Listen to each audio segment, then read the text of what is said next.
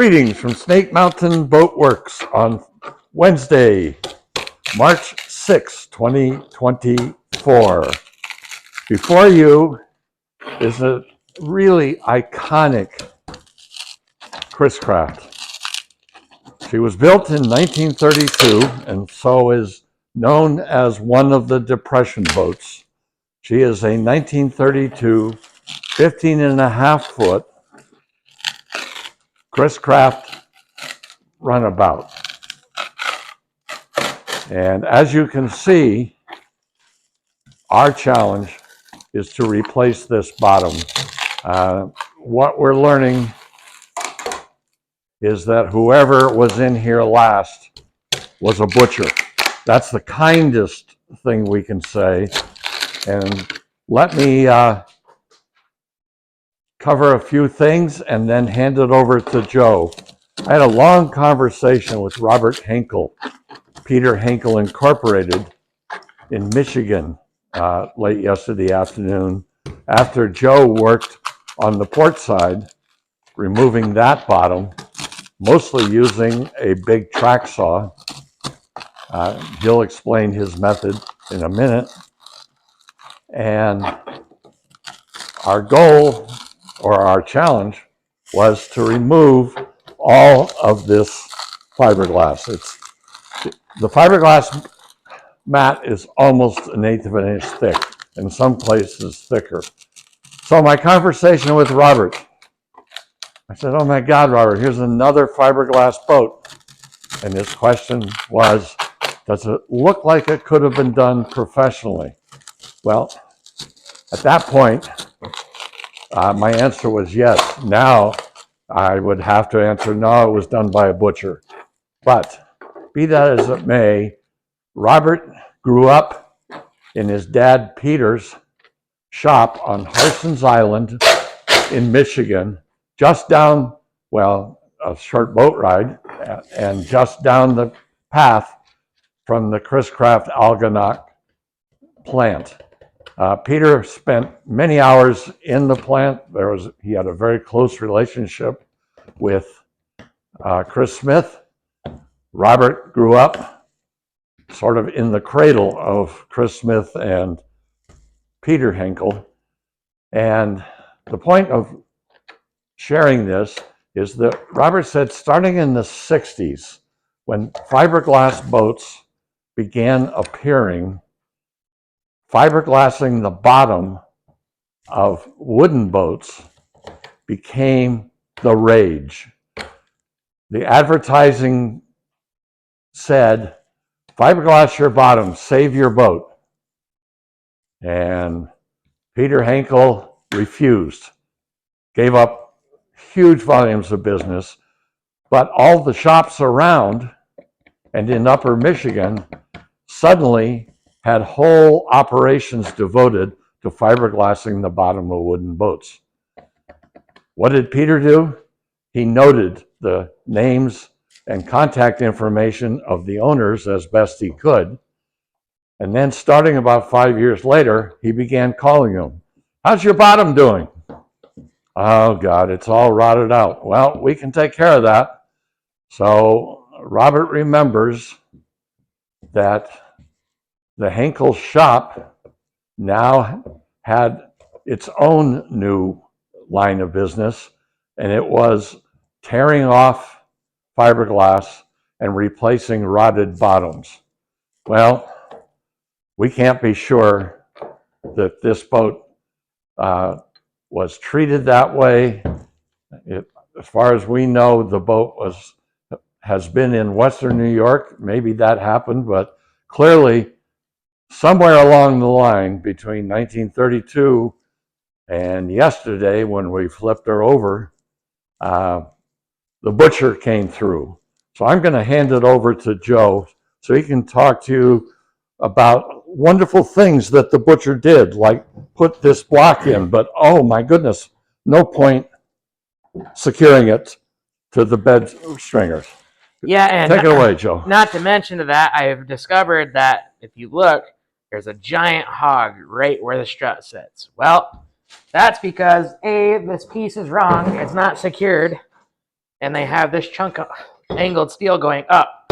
So with this block being too small and this sitting on top of the stringers, when they cranked the nuts down, it drew the whole keel down. So to fix that, we'll be installing a new block correctly, the right size, and that will bring the keel back up to where it sits, because this is a good inch drop at the most.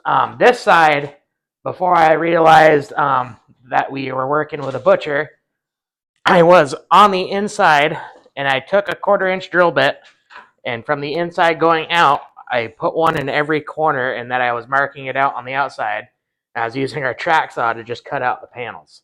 I got about halfway done on this side, and I realized, oh, wait a minute, the fiberglass, whoever put it on, A, did it incorrectly, and B, you shouldn't be able to just pull fiberglass off. When I got to the other side, that's where some of my fears came in, seeing what we were dealing with. Most times I've seen when a fiberglass bottom's done, if there's any kind of rot on a plank, that piece is removed and a new piece of wood going in and then glassed over the top. Up front, I can see why the boat failed and leaked. Originally, I thought this was just glass going over the top a little surface, but this whole plank right here is completely rotted, and they just filled this entire thing with glass and called it good. Same thing with up here. There was a little bit of, it looked like filler right in this hole, and I was knocking on it with my little bar, and it just plopped out. So you can see where, it failed tremendously. Everything on here, every plank is completely saturated in some kind of oil. Up here has actually gotten a lot better since it's been able to breathe. It was super, super wet.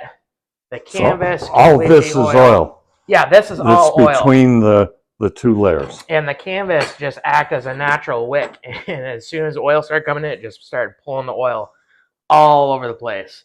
But luckily now, I got most of the fiberglass off. I got a little piece left.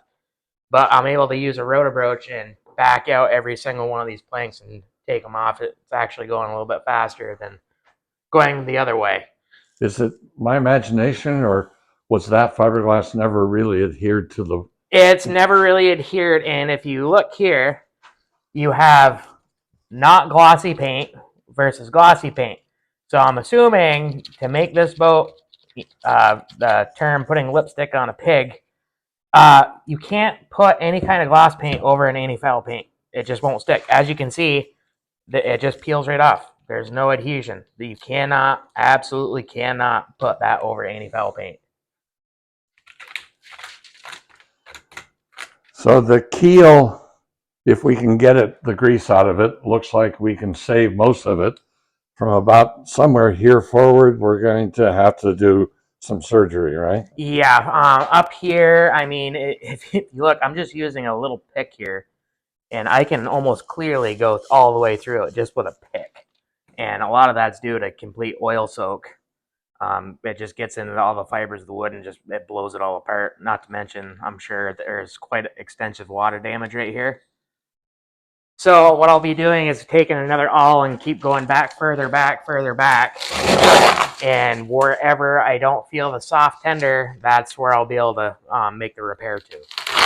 Now, our goal is to just do the bottom and the chine plank because from the waterline up, the finish on this boat's really in pretty good shape. What we were considering and hoping for is that we could do a light sand on all of the bright work and apply 3, 4, 5 coats of refreshing varnish, and that way we don't have to touch the beautiful lettering, some of which is gold leaf. We really don't want to have to pull that off. But for now, the goal is to get this thing naked, as Benny Hill used to say, and we all laugh like crazy, and begin putting a bottom back on. But we'll have to clean all of those frames, replace anything that is rotted or broken, and repair, which one is it that There's a couple floating frames. You can see there's a slight crack in that one. And This one's cracked. Yeah. There's one here that's pretty much just floating. I can't find it right. Oh, there it is. This is no longer attached to the side of the boat. Surprisingly, with all the damage I've seen on the outside, which is really uncommon, these frames really are very structurally sound. Until I get up here, there's one that we might end up having to replace. And you can see here, I mean, it's still solid, but the amount of oil in it is just, it's atrocious. So we could never seal that with CPES. And not only that, but when we do a bottom, we always have a really nice finished bilge, everything all repainted. But when it's super soaked in oil, no paint will ever cure on it. So it will just sit there and peel off of it over time. Well, that reminds me of another aspect of my conversation with Robert last evening. He said in the good old days, the guys would seal the bilge by simply opening the drain on the oil pan and letting all the oil run into the bilge and then pumping it overboard. And the theory, the mythology was that oil would seal the wood. Well, what it did, of course, was rot everything out and destroy the structural integrity of the boat. And I'm just wondering, the way this is so oil soaked, and oil soaked in places that doesn't make sense, since the engine was sitting right in this hole, right? And well, it makes me wonder too, because I mean, if you look here on the frames, it's basically what I just said. When you get oil on something, paint will never adhere, and you can see it's all bubbled up, and that would make me assume that when it was refreshed, none of it was ever degreased, so they just went over a dirty bilge and put new paint on it and called it good. Well, we'll keep working, and we'll keep you in the loop on our 1932 15.5-foot Chris-Craft Runabout. Thank you so much. Bye-bye for now from Snake Mountain Boat Works.